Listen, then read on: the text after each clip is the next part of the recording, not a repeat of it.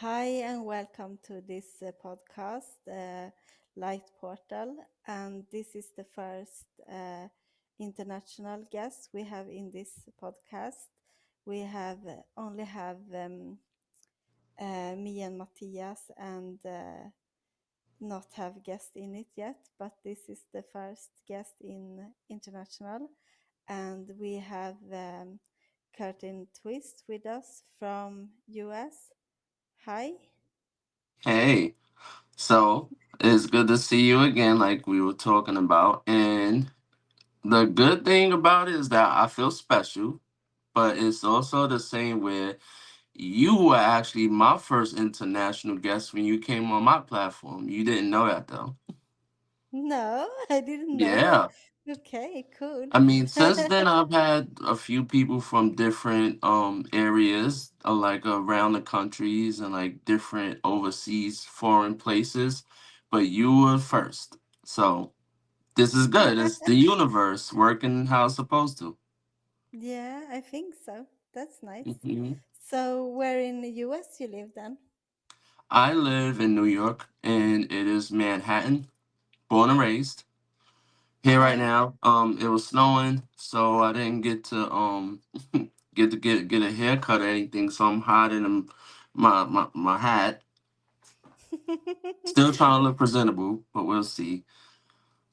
yeah, And like since then, I've migrated to Oregon, the West Coast. So I'm starting to see how things are over on that side. yeah. In Sweden, I think we have snow in a little bit places, but here in Rhodos it's snowing, but it's a little bit cold. I think it's more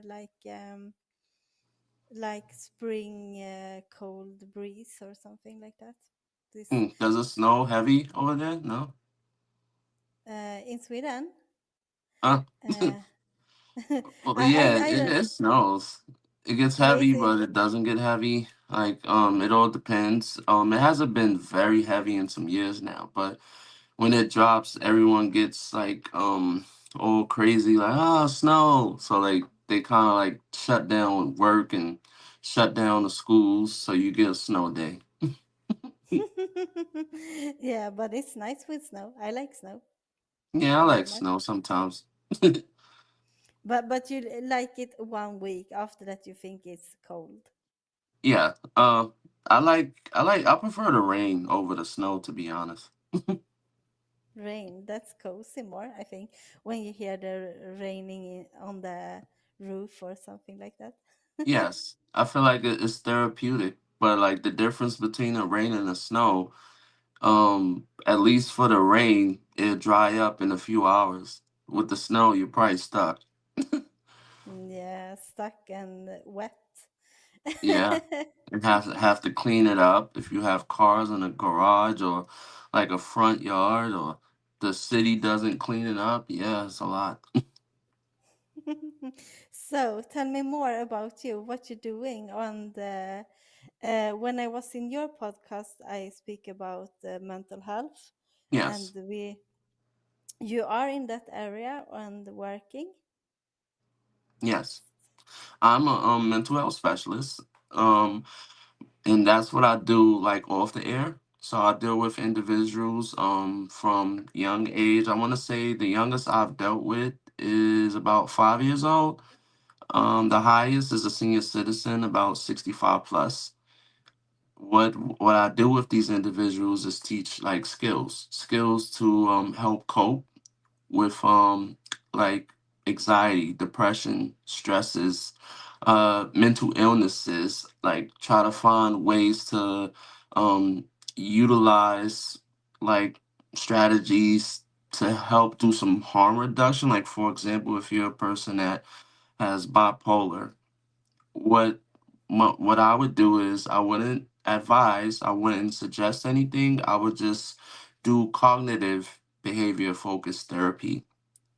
Cognitive behavior therapy in itself is for you to explore um things that might have occurred, episodes in your past, like if you were a child, or episodes you might have put in the back of your mind because you wanted to, it was so devastating If overseas, if you don't understand what devastating means, it meant that it was so harmful. It was so like dangerous, or it was so sad.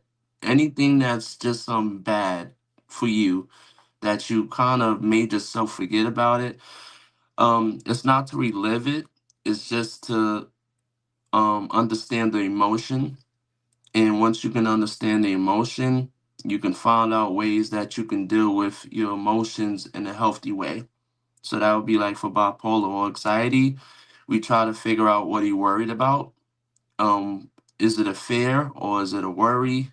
Anxiety is usually a worry that builds up.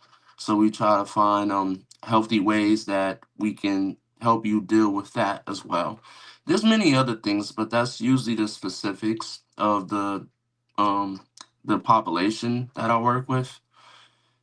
I also deal with people who suffer from addiction and recovery, some who've been molested or raped, others who had just not domestic but might have been beaten as a child. Try to channel that and see like what it did to them as an adult.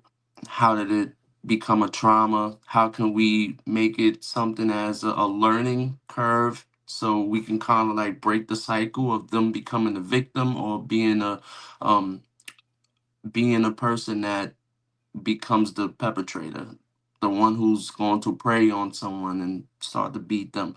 So it's all ways to go about it. But yeah, skills trainings, that's usually what I'm doing.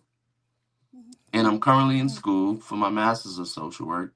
And my show is actually geared towards mental health as well. I started off with Spotify, Amazon, Apple, iHeart, and I my core audience, I was getting it from Instagram and Facebook.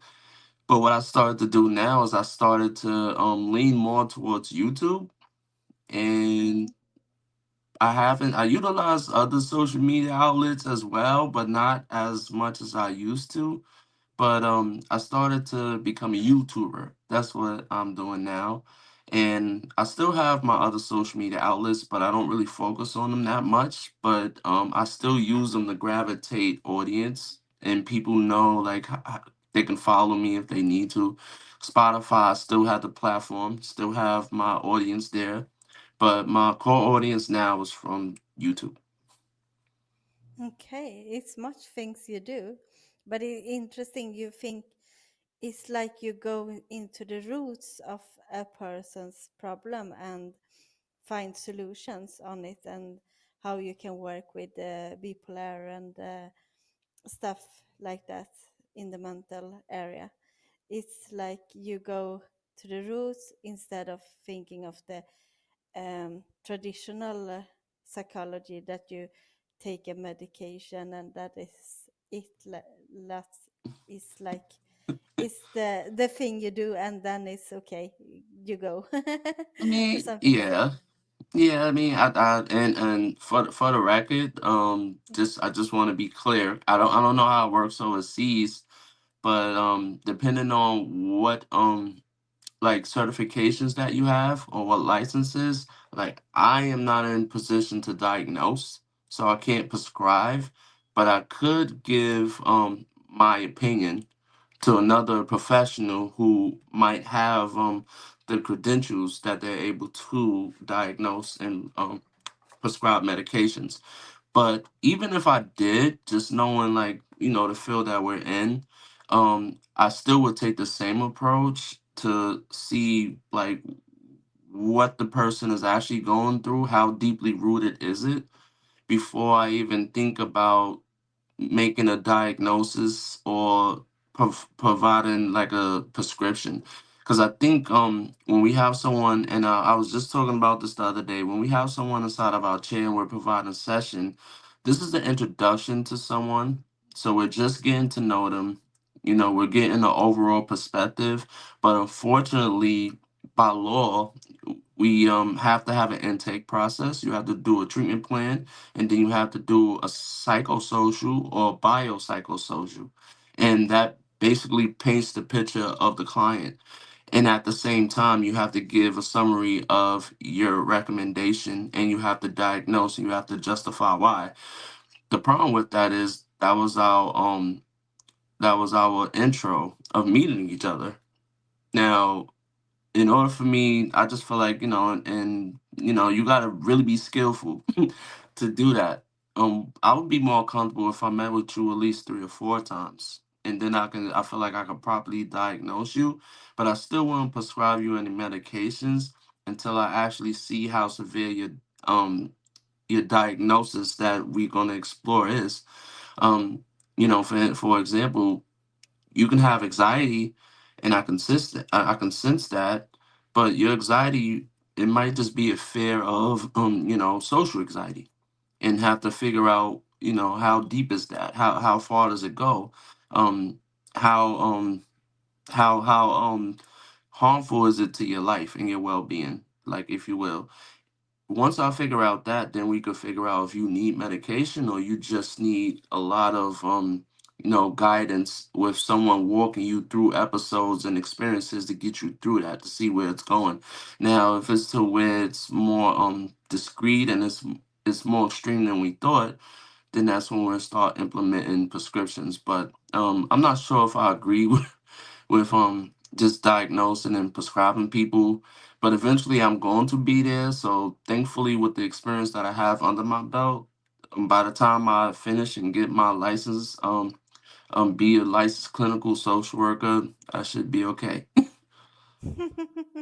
Yeah, I see. Yeah, it's you can't know how much you going to do, like go into the problems, or you should like um subscribe medication, and that's you need to get to know the clients before you know how long you going to take it or something like that. Absolutely.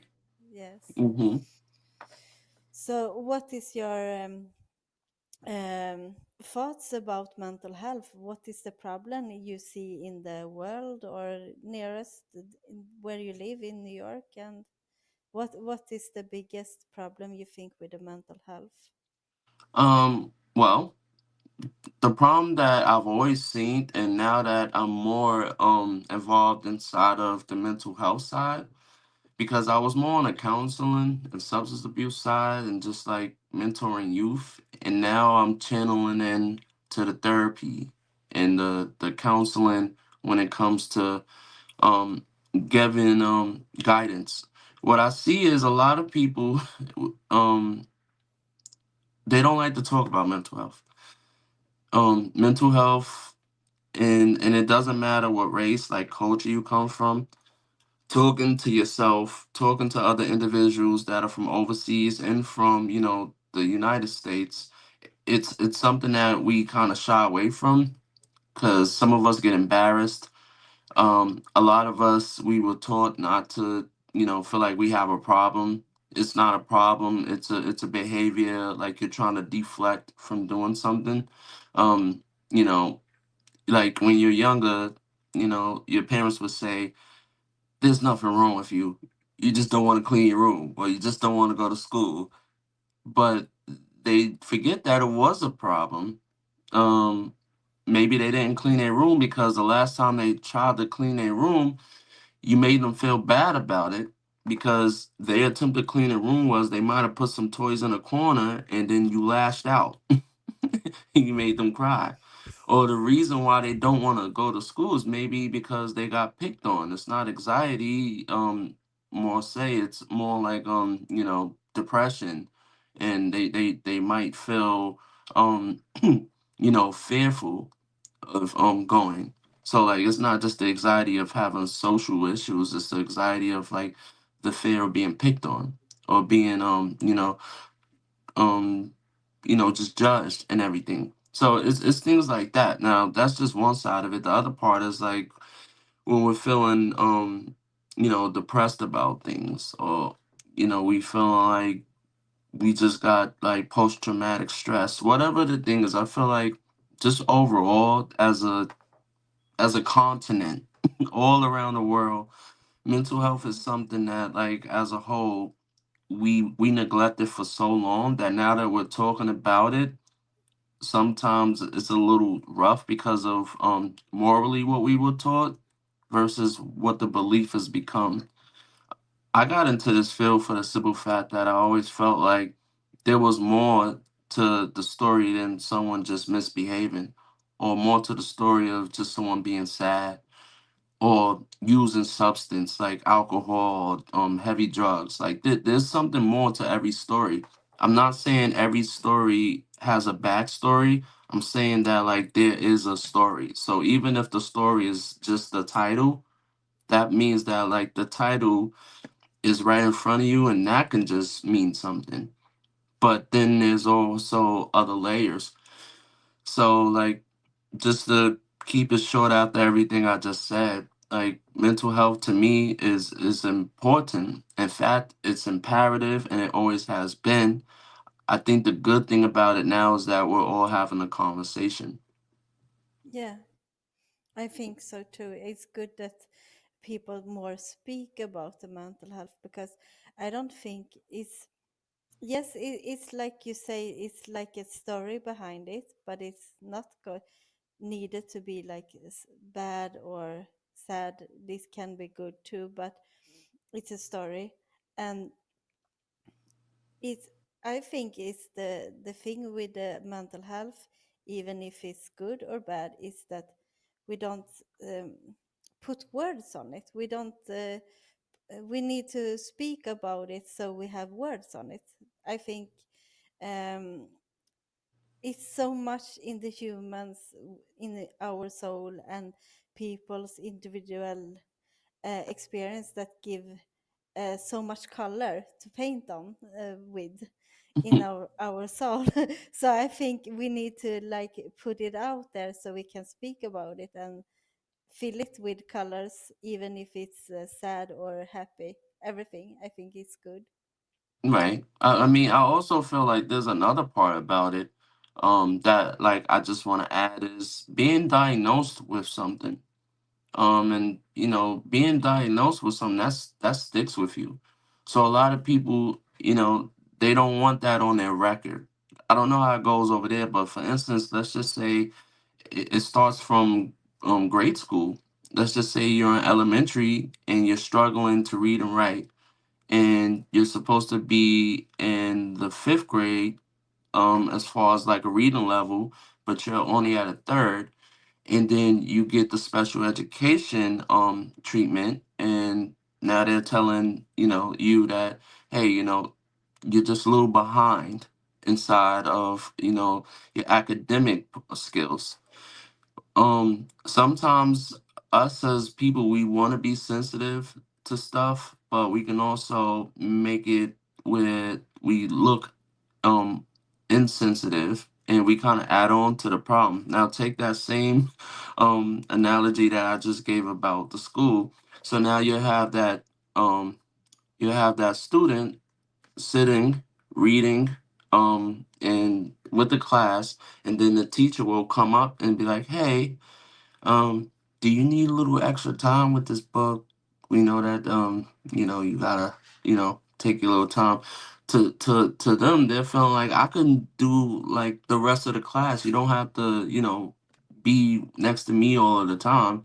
And also, sometimes the way, kids could be cruel, the teacher could just say, hey, you know, if other students are wondering why did such and such not have to give in their paper like everyone else, you have to say, they just need a little more time.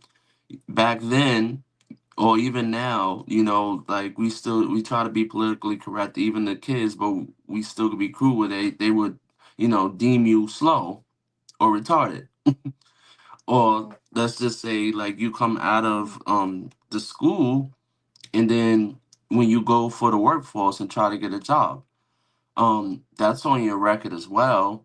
They ask you in so many ways to get creative. Do you have any disabilities? And then if you write that you have like any of these disabilities, then it deems you to seem incapable of doing like the functions that's needed. And now you're put in a place where you're just they're gonna take it a little easier on you, but you won't be prioritized. But yeah, at the same time, it's to where it's, they're gonna cater to you because they don't want you to be hurting the job. They don't want to put too much on you, but they're gonna put you in the carrot. They're gonna put you inside of the category as you're a part of the equal opportunity employment program. You're mm, part of that movement where they can't disqualify you because you have a disability, or they can't disqualify you because of like certain educations. They got to meet that quota.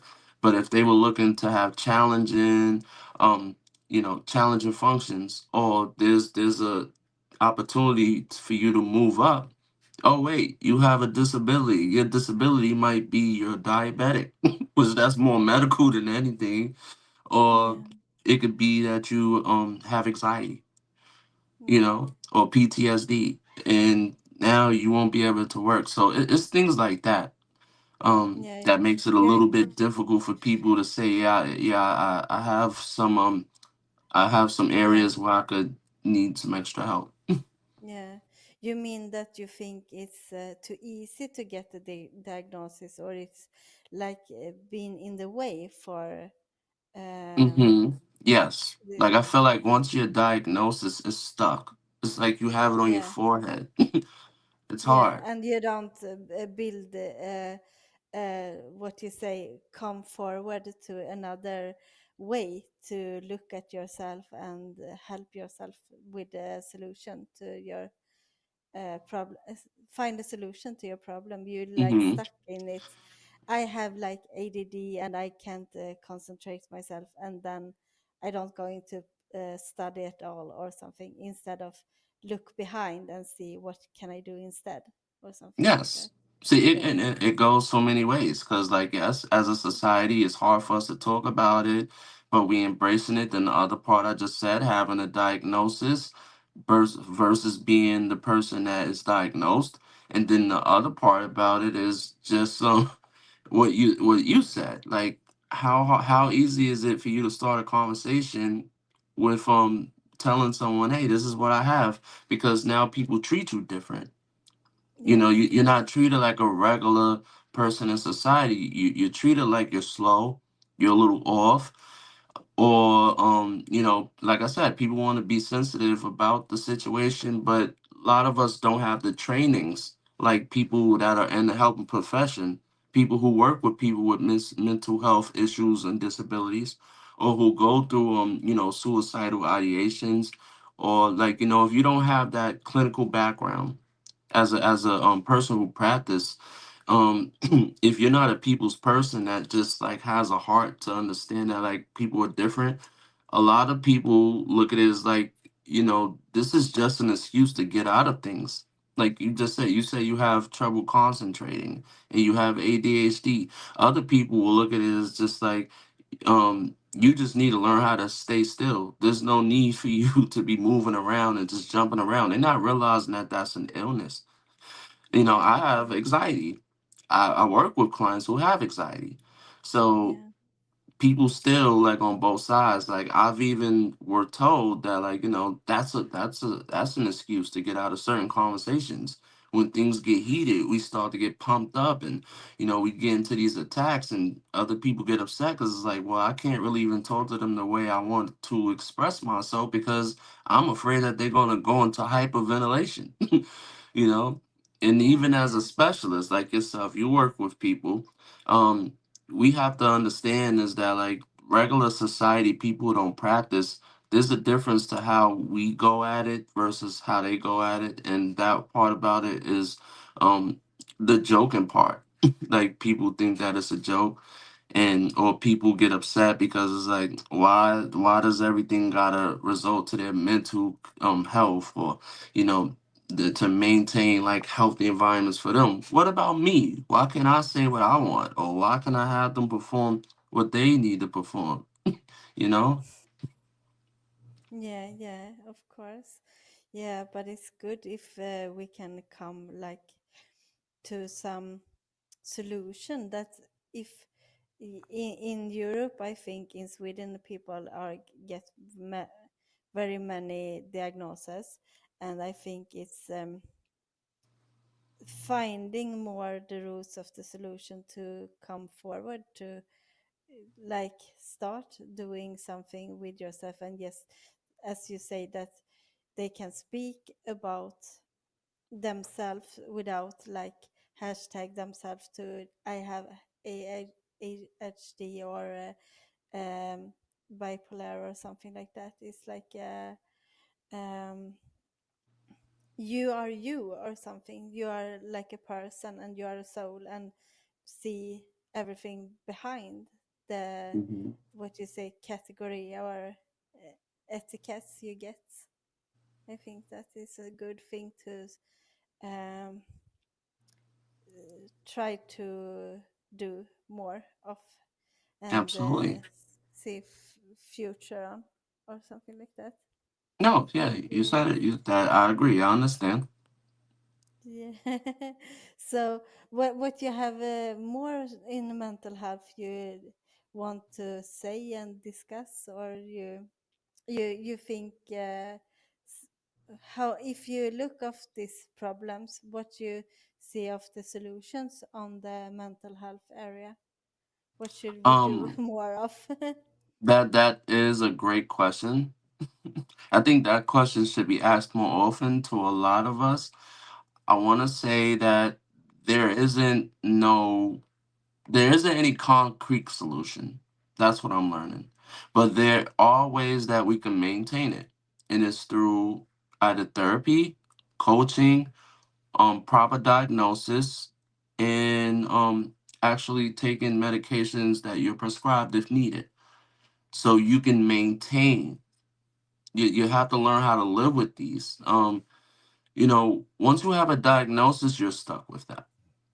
But that Yeah. doesn't mean that the diagnosis has to stay you. What it means is you have to learn how to live with the diagnosis, not the diagnosis has to learn how to live with you. So that means if you got diagnosed with ADHD, or you got diagnosed with bipolar schizophrenia, you're going to have to learn how to live with that to cope with the idea, the name of it, but you're going to have to teach that diagnosis how to live with you.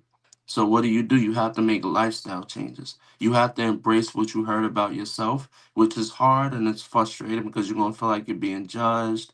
You're going to have to do things to you know, maintain your livelihood that you're not accustomed to, like probably seek help, probably slow down on a couple of things, have to have medication management, um have to cut some things out of your life and add things into your life, and that's hard. Yeah. The other part about it is you have to make sure that you understand that just because someone said you were diagnosed with someone, yeah, it's stuck with you on paper, but it doesn't have to be stuck with you um for life. you know just because someone said that you were what can I say where we all can understand, um if someone told you that this color is my color of my skin is brown, yeah, Yeah. that seems something permanent. That seems something we all can see, Yeah. but with the proper sunlight I can actually get darker. Why can't I turn into dark brown or black? What I'm Yeah. getting at is just because someone told you that like this is how it's gonna be doesn't mean that there's not room for change. Or that there's not Yeah. room for something to look different. You just have to do the work to make it look different. You know? Yes. Yeah. That's it. Yeah. Yeah, I think so too. And in I don't know if it's the same over there in US, but in Sweden, I think the biggest problem is quick solutions. Is very much like institution is like they need to have like 4 or 5 clients a day, and they need to like push the clock so the humans coming besides. So like people need to see each other more, and you need to see yourself more, so you just um, see you for who you are and take responsibility for you as a person, I think, and realize who you are and what you want, and then the society maybe comes forward too, to take time with each other. I think that's something I have seen in Sweden is very much quick solution and stress, and yeah. So one part I think is the problem part. We don't speak about the mental health, but the other part is that we don't take time to each other and see each other and speak, uh, like do the things that go to the core and see that we're going to be good. And if this person gets well, uh, the society is going to get like a good receiver or something, that they going to earn on this, instead of they going to be like living hell again and have Mm. um, bad healthy problems more. That the society see that is a win to help people to get better, instead of more worse, that they don't get time, I think. No, I uh, mean you're right, and it is like that. I think overall because when you're giving someone sessions, you have to do billing, you have to do notes, and then you might have a caseload, whether it's 5 or 10, whether you're in private practice or you're practicing under an institution. And sometimes just 1 hour. I don't know how what the max time is there, but um over here you probably have 30 minutes to 1 hour to speak with your counselor or your therapist or your social worker. And then after that hour, you might still have stuff to get off your chest, but you gotta, kind of wait till the next session. And that all depends on if you're private, if you're paying out of your pocket, or, you have Medicaid or Medicare that's providing it. The other part about it is that it's like you said, is that it's to where you think it's gonna help, but it doesn't, and that's it goes back to what I was saying about diagnosis. It's not that they're not being properly diagnosed. It's that, like, over one session for 1 hour, I don't believe you can know my whole life story. You can get a sense of who I am, but like in 1 hour, you just told me for the last 10 to 15, 20 years I was depressed, yeah. or I was suffering from suicidal ideations. Now, what if, like, in the next 2 or 3 sessions, you might just feel like I have ADHD, or maybe you think I'm schizophrenia. Like, do you have to change the diagnosis? The other part about it is, like, I'll keep it short with it, is that, like, there's no right or wrong way to be inside of this profession. A lot of people, they look to us like we're superheroes. I'm not saying that everything that we do in this profession is going to be 100% accurate. We're just put inside of these positions because we have a calling for it. We have compassion. um we have the skill to be empathetic, be active listeners, and we like to encourage people. But that doesn't mean that we gonna get it all the way right. But to be in this position, you have to at least come with almost 95% accuracy. 95, because this is someone's life. This is someone that's looking for you to have the answers. And you have to be very, very cautious of the wording that you give. You have to be very mindful of, how you're guiding someone, because you don't want to guide them to the bridge. You don't want to guide them to a knife, Mm. or you don't want to Yeah. guide them to that last hit of whatever substance they got, because you didn't help guide them in a way to where they make you think within that hour that you had a session for. You got to keep that clock going to where I know that the time is going out, but hey, I want to leave you with something. Let's think about this. Let's give you a reason to stay and give you a reason to work on this, whichever area you are. Whether you want to tell them work on a journal, talk to someone new, um, try to do something that's very hard for you to be challenged with if you got anxiety. So then the next week you come, you can tell me, what did you do to work on that? You got to keep them going. Don't. The best thing I could tell you, just to end what I'm saying, is like everything we talked about here today is just like, if you're a professional watching this, I want you to always remember that even as professionals, no matter how seasoned you are, meaning like how long you've done this, education and experience goes together. And don't ever get too comfortable to feel like you're above either one. um, don't forget that, like, no matter how skilled you are, to still make sure that you're not giving any advisory or any suggestions. Even if you feel like you know the client, you still got to protect yourself and protect your licensure. Now, if you're talking to someone who's going through something and you're just catching this, always remember that your therapist, your social worker, your mental health specialist, they are not God. They're not superheroes. They're humans just like you. So, please give them the opportunity to get to know you. Um, the reason why you're sitting in their chairs because they actually do want to help you. I know it's a little hard if someone sent you, or like if someone probably made you feel like you need to be there. But they're not just there to yes, they get paid for it, but you don't get rich inside of this profession. You don't.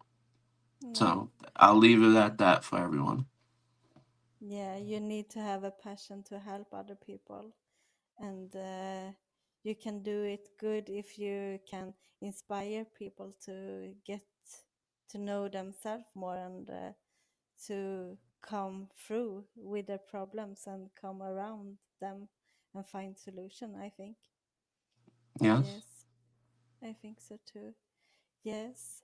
So thank you so much for you being here in my show. It This was was a pleasure. very this was very new for me, but it was nice to have you and hear you out. And you have very much wise words to say, and I hope yeah, maybe people listen and look on this. It will be fun to uh, inspire other people to, Hmm. yeah, help the world to get a better place, or what you That's say. right. Yes.